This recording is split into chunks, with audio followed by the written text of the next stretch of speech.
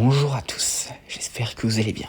Je ne m'y attendais pas, mais pourtant c'est arrivé. Une deuxième bande-annonce de Jurassic World, la théorie du chaos, vient de tomber et je vous propose ainsi une analyse. Donc la bande-annonce commence avec Brooklyn qui fait ainsi son retour dans une forêt sombre et elle envoie un message à Darius qui dit qu'il avait dit qu'il était censé être avec elle. Mais cependant, elle est surprise alors qu'un allosaure apparaît dans la forêt et commence à la courser. Et avant qu'on ne puisse savoir quoi que ce soit, son écran s'éteint. Et ensuite, nous voyons Ben dire à Darius que ce n'est pas sa faute. Et donc du coup, il est présumé ici que Brooklyn a été tuée. Mais cependant, alors personnellement, je pense pas qu'elle soit vraiment morte, mais qu'il croit qu'elle est morte. Parce qu'à mon avis, elle a peut-être été capturée ou autre. Et donc ensuite Ben dit que, après avoir consulté le site Dark Jurassic, il avait conclu que la mort présumée de Brooklyn était pas un accident, mais qu'elle semblait avoir été coordonnée. La raison pour laquelle ils l'ignorent, mais ils peuvent en conclure que celui qui pourrait avoir tué Brooklyn pourrait maintenant venir vers eux. Et dans ce cas-ci, ça voudrait dire alors que l'allosaure semblait être contrôlé. Par qui? Eh bien, il y a peut-être une idée, ce serait en fait Biosyn ou Soyona Santos qui pourrait avoir pris le contrôle de cet allosaure sous ordre de Dodson pour se débarrasser des campeurs qui avaient contrecarré ses plans auparavant. Et nous revoyons les trois autres, donc Sammy, Kenji et Yaz. Ils seront donc bel et bien de retour. Et alors que Ben mentionne ces trois-là, nous voyons une personne inconnue au téléphone qui dit avec une voix sombre qu'ils ont un problème. Et en tout cas, la voix de ce personnage ne me dit rien. Donc il semblerait ici que ce soit un nouveau personnage, peut-être même l'antagoniste de cette saison de la série. Ensuite, nous voyons Ben, Sammy et Darius dans un champ avec une voiture fonçant vers eux.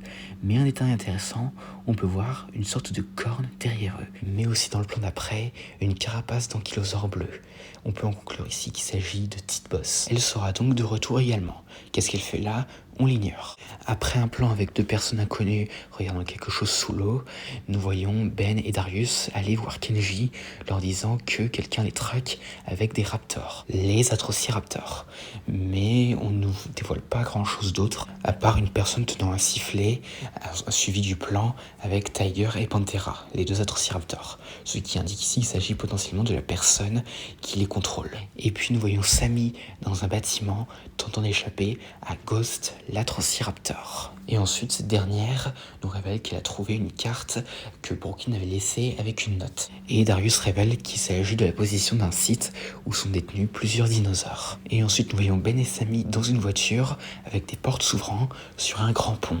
Et cet endroit, nous le connaissons parce que c'est ici que nous voyons le Beckle Spinax dans le premier trailer. Ensuite, nous voyons Darius scanner quelque chose sur un ordinateur, puis deux camions avec un homme qui semble faire sortir un baryonyx. Et nous voyons Kenji et Darius entrer dans un hangar avec plusieurs cages contenant probablement des dinosaures. Et ensuite nous voyons un camion passer près de la voiture de Darius et sur ce camion nous voyons une cage avec à l'intérieur l'allosaure qui a attaqué Brooklyn. Et on peut le voir, cet allosaure il a les yeux bien blancs, ce qui le rend assez menaçant. Et après quelques plans nous voyons Sammy et Yaz au volant de leur voiture qui s'apprêtent à aller semer le bazar si on en croit les dires de Yaz. Et ensuite nous voyons un nouveau dinosaure et il s'agit ici d'un Suchomimus, donc ce troisième spinosauridé qu'on connaissait l'existence dans la franchise fait ainsi son entrée physique.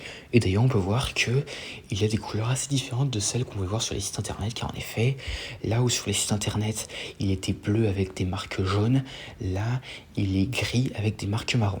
Mais il est possible qu'il s'agisse d'un dimorphisme sexuel. Et le Suchomimus n'est pas le seul dinosaure à apparaître, car en effet, nous voyons le Pachyrhinosaure qui fait son apparition. Et dis donc, deux dinosaures dévoilés en quelques secondes. Et sur le même plan, nous pouvons voir les campeurs s'enfuir, alors que nous pouvons distinguer les mâchoires de l'allosaure qui entrent dans l'écran. Il semblerait que nous allons voir un combat entre le Pachyrhinosaure et l'allosaure. Et ensuite, nous voyons Darius, Kenji et un autre personnage faisant face aux Atrociraptors et se faisant courser par ces derniers.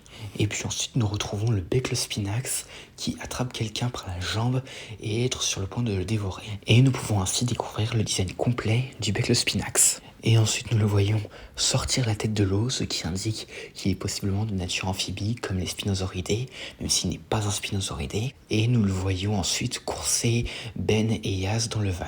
Nous voyons donc ainsi la scène du premier trailer. Et après nous voyons une patte de dinosaure dont on va parler après, et nos héros continuent de faire face aux Atrociraptors. Et ensuite nous voyons le dinosaure à qui appartient la patte que je viens de mentionner plus tôt, et on nous révèle en fait qu'il s'agit de grosses mangeuses, la T-Rex de l'île de Mantacorp.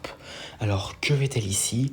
Eh bien, il semblerait que, quelles que soient les personnes qui traquent les campeurs, ils aient fait venir les dinosaures de l'île de Mantacorp. Ce qui indique que nous avons peut-être des chances de revoir Taureau, Petite Mangeuse, le Spinosaure, etc.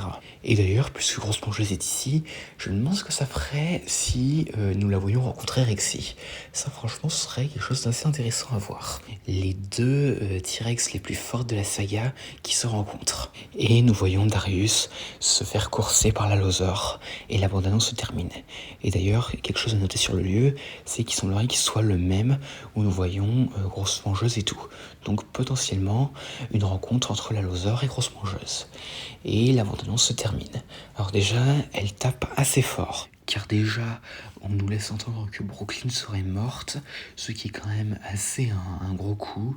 Mais comme je l'ai dit, je ne pense pas qu'elle serait vraiment morte, mais qui croient qu'elle est morte. En tout cas, ça m'étonnerait que Brooklyn aurait été tuée sans raison. Surtout qu'elle était ciblée, comme l'a dit Ben. Et donc, à part ça, cette bande-annonce donne vraiment envie. Rendez-vous dans quelques semaines pour la découvrir sur Netflix. Et donc voilà, j'espère que cette vidéo vous aura plu. N'hésitez pas à me dire ça dans les commentaires et à la prochaine.